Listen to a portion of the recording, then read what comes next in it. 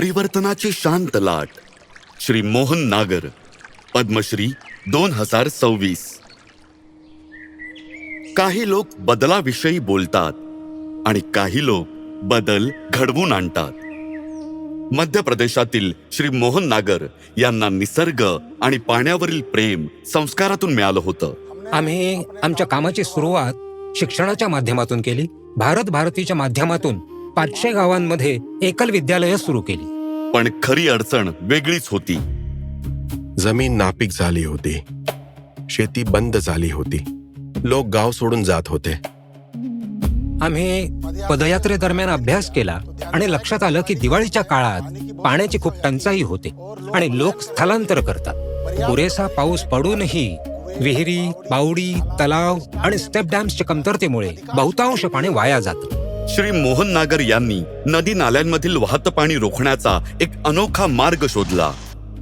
आम्ही सिमेंटच्या रिकाम्या पोत्यांमध्ये वाळू भरून नदी नाल्यांमध्ये पोत्यांचे बंधारे तयार केले, ज्यामुळे पाण्याची समस्या कमी झाली आणि स्थलांतर थांबलं. यानंतर वेळ आली भूजल पातळी वाढवण्याची. आम्ही गंगा अवतरण अभियानाच्या माध्यमातून जनसहभागाने सोनाघाटी टेकड्यांवर 8,000 कंटूर ट्रेंच तयार केले आणि 32,000 झाडं लावून ताप्ती उपवन निर्माण केले, ज्यामुळे त्या क्षेत्रातील भूजल पातळी वाढली. जमीन माफिया, वाळू माफिया यांच्या विरोधाचा आम्हाला सामना करावा लागला. आम्ही आमचं काम थांबवलं नाही. आम्ही लोकांचा विश्वास जिंकला आणि हळूहळू जे आमचे विरोधक होते तेही आमचे सहयोगी बनले.